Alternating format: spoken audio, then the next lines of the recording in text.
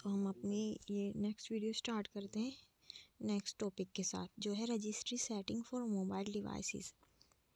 तो अब ये थोड़ा सा वैसा टॉपिक है हार्ड, आपको मैं इसे समझा दूँगी अच्छी तरीके से। वैसे इसकी उम्मीद नहीं है आने की ज़्यादा, और वैसे मैं आपको इतना इसको अच्छी तरीके से समझा दूँगी कि आप अगर आप गया तो लिख के आ जाएंगे इसको। और जितना भी मैंने साइबर सिक्योरिटी का यूनिट 1 में पढ़ाया है उससे बाहर कुछ भी नहीं आएगा, क्योंकि मैंने एक एक टॉपिक अच्छी तरीके से उसमें कवर कर दिया, एक्सप्लेन भी बहुत अच्छी तरीके से कर दिया है। और इस तरीके से आपको नोट्स प्रोवाइड किए हैं उस यूनिट्स के। अगर आप वैसे ही वैसे करके लिख के भी आएंगे, मतलब उसमें मैंने आपको ऐसे भी बता दिया कि आपको पहले ये हेडिंग लिखनी है, वो हेडिंग लिखनी है, फिर आपको ऐसे लिखना है, फिर उसके अंदर ये सब हेडिंग डालनी है, मेन हेडिंग डालनी है। इस तरीके से मैंने आपको बता दिया है।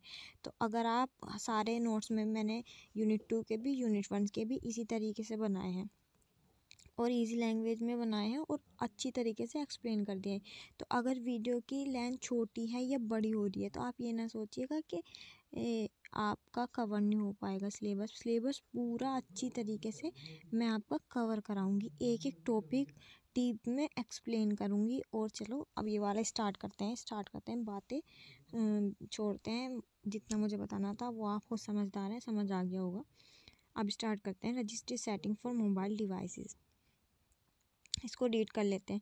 Mobile devices like Android, iOS and older Windows phone don't use a traditional registry like Windows computer. Instead, they store setting in different ways. Here's breakdown of how it works for each type of mobile devices. तो ये क्या कहना चाह रहा है, ये बता रहा है कि जो मॉडर्न मोबाइल डिवाइसेस हैं जैसे कि एंड्रॉयड, iOS या फिर पुराने विंडोज़ फ़ोन यानी ओल्डर विंडोज़ फ़ोन, वो क्या करते हैं, वो ट्रेडिशनल विंडो रजिस्ट्री का यूज़ नहीं करते हैं। विंडो कंप्यूटर में जो सेटिंग और कॉन्फ़िगरेशन एक सेंट्रल रजिस्ट्री में स्टोर होती है, लेकिन जो हमारे मोबाइल डिवाइसेस होते हैं वो सेटिंग को अलग तरीके से स्टोर करते हैं। जैसे कि अब आपका नीचे मैं आपको एक्सप्लेन करूँगी कि कौन सा डिवाइस किस तरीके से स्टोर करेगा। विंडोज़ मोबाइल यानी उसके विंडोज़ मोबाइल ओल्डर फ़ोन्स, ये पुराने फ़ोन जो होते थे, ये मैं पढ़ देती हूँ आपके लिए। In older Windows mobile devices, a registry was used to store settings. These settings control the device behavior similar to how a Windows computer uses a registry. तो ये क्या कहना चाह रहा है, जो ओल्ड विंडोज़ मोबाइल डिवाइस होती थी वो रजिस्ट्री का यूज़ होता था उनमें भी। तो जैसे विंडो पीसी जो होती है, विंडोज़ पीसी जिस तरीके से वो सेटिंग को स्टोर करता था, ये भी रजिस्ट्री डिवाइस का बिहेवियर को कंट्रोल करती थी। तो ये भी उसी तरीके से पुराने विंडो डिवाइस की तरह स्टोर करती है। तो मतलब ये विंडो मोबाइल जो होते थे पुराने ओल्डर फ़ोन, ये भी विंडो रजिस्ट्री पीसी की तरह स्टोर करते थे। तो रजिस्ट्री डिवाइस का बिहेवियर, रजिस्ट्री जो डिवाइस होती है उसका बिहेवियर क्या होता था, वो कंट्रोल करती थी, सेटिंग को कंट्रोल करती थी के बिहेवियर, रजिस्ट्री डिवाइस के बिहेवियर को कंट्रोल करती थी। जो ये पुराने ओल्डर रजिस्ट्री फ़ोन वाले सिस्टम है, ये चीज़ें कंप्यूटर सिस्टम की तरह अपने आप को स्टोर किया करते थे। और इसके ये हैं कॉमन रजिस्ट्री एरियाज़ इन विंडोज़ मोबाइल। ये है एच की local machine, HKLM for system wide setting like hardware and drivers. Second है एच की current user, HKCU for user specific setting like preference. ये आप देख लेना, इतने इम्पोर्टेंट नहीं है क्योंकि ये थोड़ा सा सिस्टम की डेप्थ में जाके आएगा, तो ये आएगा नहीं इतना डीप में। और इसके एग्जांपल ऑफ सेटिंग ये है network setting, power setting, app setting. अब हम देखते हैं second, Android devices. Android devices don't have a traditional registry but use file and database to store setting. तो एंड्रॉयड डिवाइस क्या करती थी, वो पुराना ट्रेडिशनल रजिस्ट्री सिस्टम को यूज़ नहीं करती थी, बल्कि वो फाइल और डेटाबेस का यूज़ करती थी सेटिंग को स्टोर करने के लिए। इसकी की सेटिंग अगर हम देखें तो क्या है, shared preference, store simple setting for apps like your preference, system setting database, store wifi, Bluetooth and display settings. For advanced user, they can edit certain system files to change deeper settings similar to what registry tweaks do. अगर ये क्या कहना चाह रहा है कि अगर आपका फ़ोन रूटेड है तो आप कुछ सिस्टम फाइल को एडिट कर सकते हैं जो कि विंडोज रजिस्ट्री की तरह काम करता है, जैसे कि डीप लेवल सेटिंग चेंज करना वगैरह, ये सब इसके अंदर आता है। अब हम थर्ड बैठते हैं iOS डिवाइसेस। अब ये क्या कह रहा है इसका सुन लीजिए। iOS, iPhone, iPad does not have a registry either. Instead it uses profile and property list which called plist file to manage settings. अब iOS क्या करता है, iOS भी पुरानी रजिस्ट्री सेटिंग को यूज़ नहीं करता, उसकी जगह वो क्या यूज़ करता है, उसकी जगह वो यूज़ करता है प्रोफाइल प्रॉपर्टी लिस्ट यानी कि पी लिस्ट मैनेज करने के लिए सेटिंग को। अब इसकी की सेटिंग क्या है, प्रोफाइल और P list file use for wifi, VPN and email setting usually in business environment. P list file store app related setting for business enterprise use. Mobile device management MDM tool are use to manage setting on multiple device at once. ये क्या कहना चाह रहा है कि जो MDM tools का use किया जाता है जो कि मल्टीपल डिवाइस की सेटिंग को मैनेज करने के लिए यूज़ होता है इसके अंदर। अब आता है फोर्थ हमारा एंटरप्राइज डिवाइस मैनेजमेंट यानी कि MDM EMM for business. Both Android and iOS device can be controlled using MDM tools. These tools let business setup, security setting, Wi-Fi and email configuration, restriction on app and features. तो ये enterprise device management क्या कहना चाह रहा है, ये बता रहा है कि जो बिजनेस एनवायरनमेंट है उसमें जो हमारा एंड्रॉयड और iOS डिवाइस है वो MDM टूल का यूज़ करके करता है कंट्रोल करने के लिए, उसका यूज़ किया जाता है। ये टूल बिजनेस को अलाउ करता है कि वो सिक्योरिटी सेटिंग को सेटअप कर सकें, वाईफाई और ईमेल कॉन्फ़िगरेशन को मैनेज कर सकें और ऐप और डिवाइस फीचर पर रिस्ट्रिक्शन लगा सकें। अगर हम अब इसकी समरी पढ़ते हैं, चलो आया आप इसे दोबारा से बैक करके देख लेना, समझ आ जाएगा। वैसे इतना हार्ड है नहीं, मैं इसके समरी में सारा दोबारा से सम अप कर देती हूँ आपके लिए।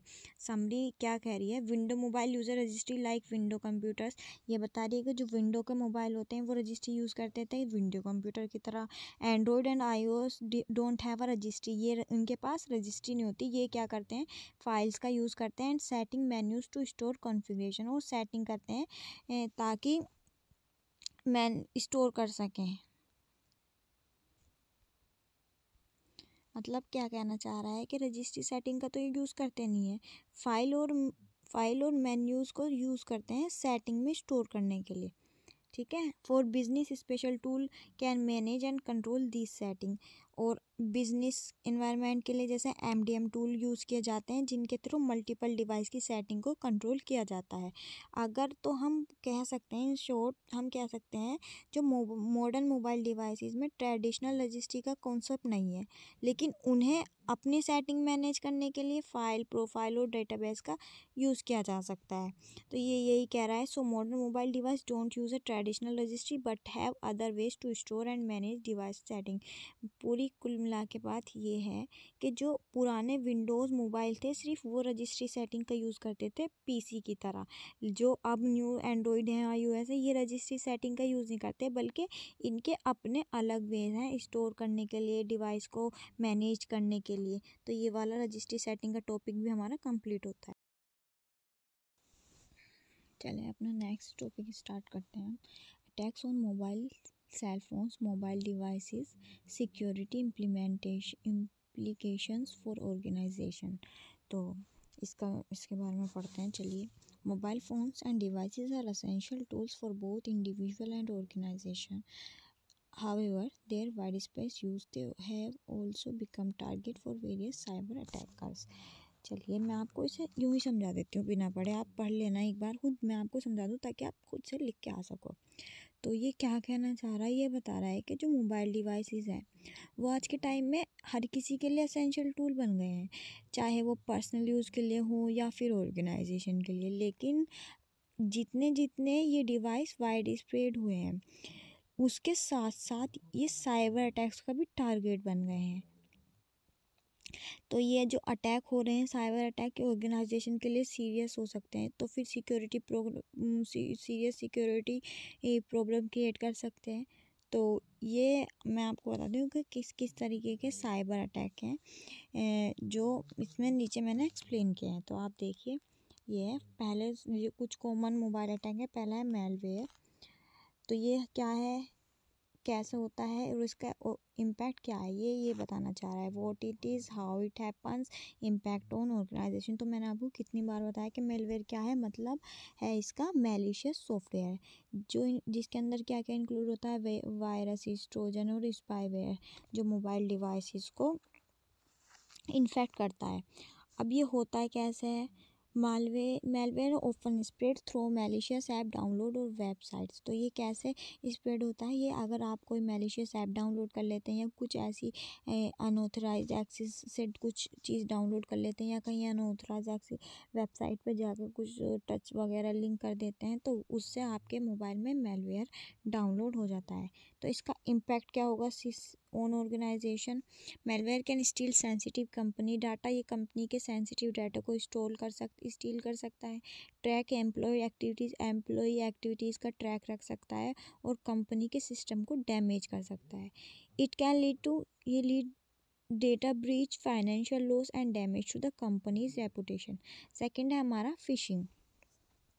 तो फिशिंग क्या है, कैसे होता है और उसका ऑर्गेनाइजेशन पे इम्पैक्ट क्या है। फिशिंग मैंने आपको फर्स्ट यूनिट में भी कई बार बताते हैं और इस वाली यूनिट में भी आई थिंक बताया है। Phishing is when attacker trick user into giving up their personal और business information like login credential by pretending to be trusted source like a bank और coworker.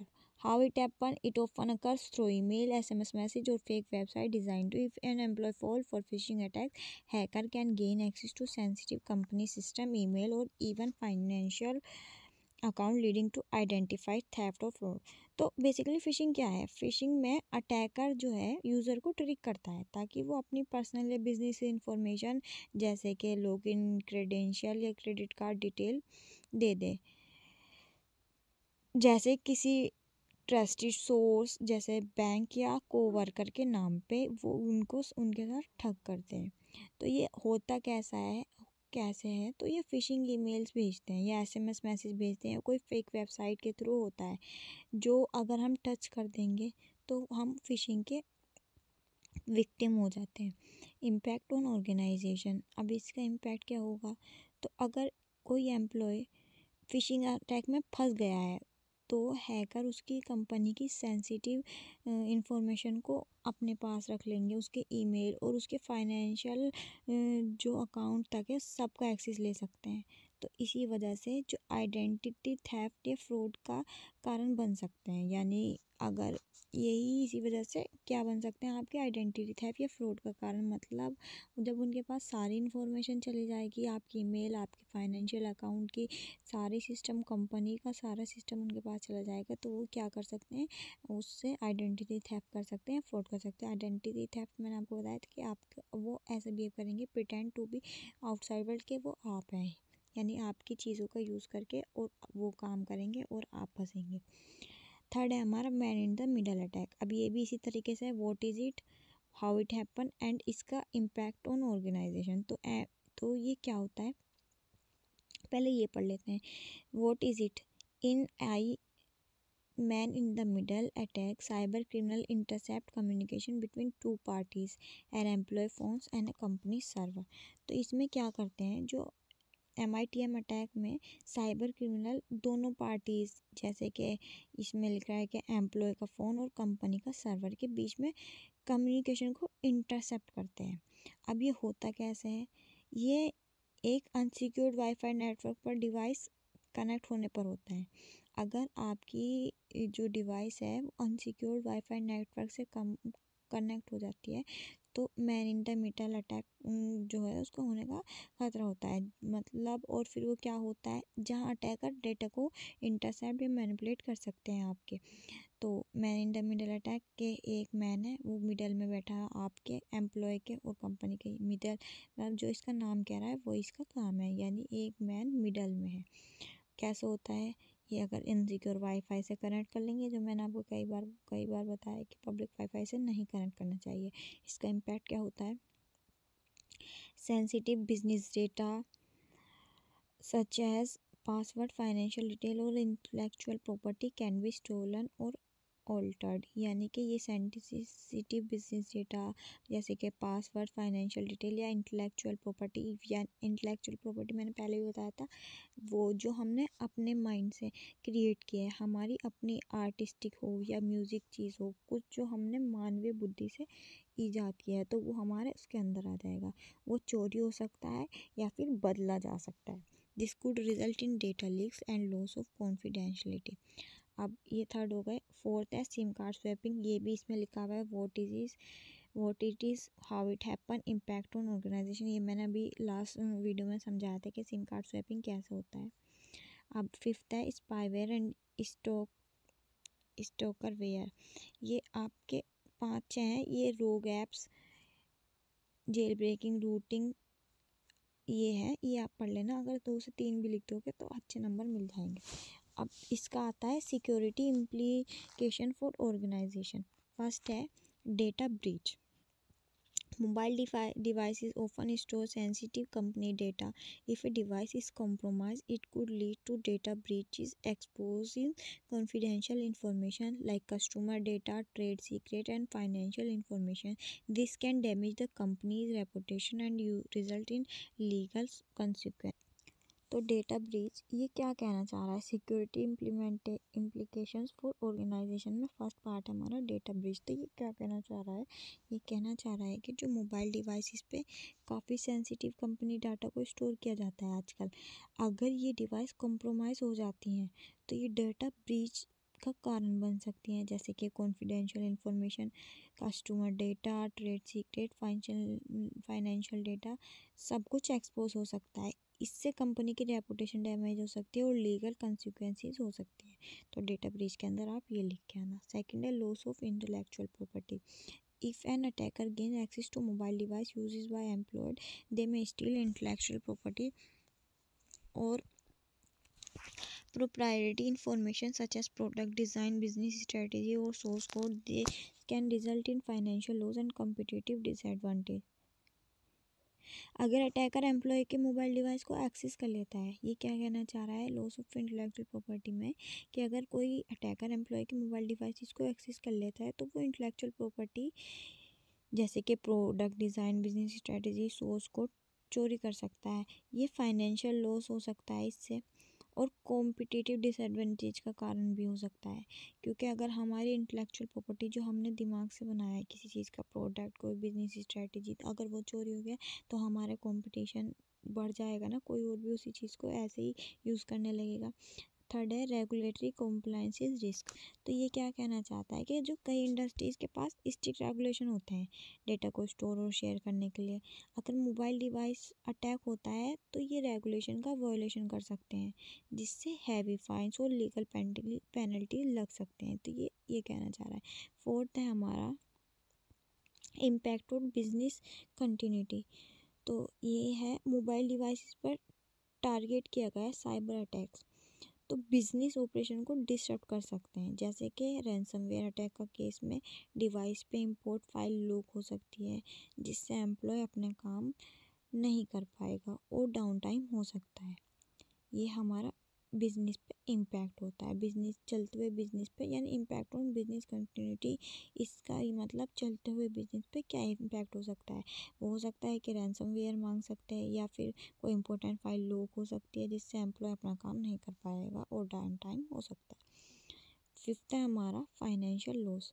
ये क्या कहना चाह रहा है, अगर साइबर क्रिमिनल मोबाइल डेटा का यूज़ फ्रॉड या फंड चुराने के लिए कर सकते हैं तो अनऑथराइज्ड ट्रांजैक्शन, फ्रॉडेंटल पेमेंट या रैंसमवेयर केसेस के थ्रू फाइनेंशियल लॉस भी हो सकता है। ये कहना चाह रहा है ये फाइनेंशियल लॉस के अंदर। लॉस ऑफ एम्प्लॉय ट्रस्ट, इससे क्या होगा, अगर ऑर्गेनाइजेशन की मोबाइल सिक्योरिटी ब्रीच होती है तो एम्प्लॉय का ट्रस्ट कंपनी पर से उठ जाएगा, जो उनके पर्सनल और प्रोफेशनल डेटा को प्रोटेक्ट करने की एबिलिटी पर डिपेंड करता है। तो ये एम्प्लॉय मोरल और प्रोडक्टिविटी को भी अफेक्ट कर सकता है। अब आते हैं हम how organisation can protect themselves. इसके मैंने कई पार्ट आपको लिखवा दिए हैं। पहले तो ये बताया है इसके अंदर कि रुको एक मिनट, इसके अंदर बताया है कि कॉमन मोबाइल अटैक क्या है, उसमें fishing, man in the middle, SIM card swapping, ये आ गया। अब फिर इसका हमारा चल रहा था कि सिक्योरिटी इम्प्लीकेशन क्या है ऑर्गेनाइजेशन के, इसमें था data breach, loss of intellectual property या रेगुलेटरी कंप्लाइज, ये इसके अंदर थे। अब हम बताते हैं कि हाउ ऑर्गेनाइजेशन अपने आप को कैसे प्रोटेक्ट कर सकती है। तो इसके अंदर है फर्स्ट मोबाइल डिवाइस मैनेजमेंट। इसमें क्या करेंगे, जो मोबाइल डिवाइस मैनेजमेंट सॉल्यूशन को इम्प्लीमेंट करने से बिजनेस सिक्योरिटी पॉलिसीज़ इन्फोर्स कर सकते हैं, जैसे कि डिवाइस को ट्रैक कर सकते हैं और लॉस्ट या स्टोलन डिवाइस का डेटा रिमोटली वाइप कर सकते हैं। सेकंड है strong authentication, use multi factor authentication to make it harder for attacker to access company system through compromise mobile devices. ये क्या है, ये है कि मल्टी फैक्टर ऑथेंटिकेशन यूज़ करके अटैकर के लिए कंपनी सिस्टम को कॉम्प्रोमाइज मोबाइल डिवाइस से एक्सेस करना मुश्किल बनाया जा सकता है। थर्ड है encryption, encrypt sensitive data stored on mobile device to protect it even if the device is lost or stolen।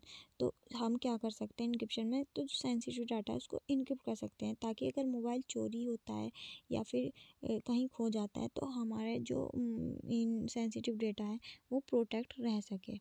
Employ training fourth है रेगुलेटरी ट्रेन एम्प्लॉय और mobile security best practice such as recognising phishing attack, avoiding malicious app and using strong password. ये क्या कहना चाह रहे हैं, कह रहा है कि एम्प्लॉय को regular mobile security best practice के लिए ट्रेन करना ज़रूरी है, जैसे फिशिंग अटैक को रिकॉग्नाइज करना, मैलिशियस ऐप का से बचना और स्ट्रॉन्ग पासवर्ड का यूज़ करना। तो ये बता रहे हैं कि एम्प्लॉय की पहले हमें ट्रेनिंग करानी चाहिए, कि उन्हें बताना चाहिए कि किस तरीके से वो फिशिंग अटैक से बच सकते हैं, किस तरीके से मैलिशियस ऐप से बच सकते हैं, और अपने पासवर्ड को स्ट्रॉन्ग रखना।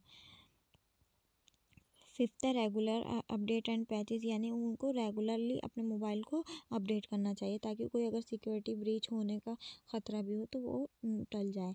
सिक्स्थ है ऐप मैनेजमेंट, अपने ऐप इसके क्या मतलब क्या है, encourage employees to only download app from trusted source like the Google Play Store और एप्पल ऐप स्टोर, लिमिट और block the use of unnecessary apps on company devices.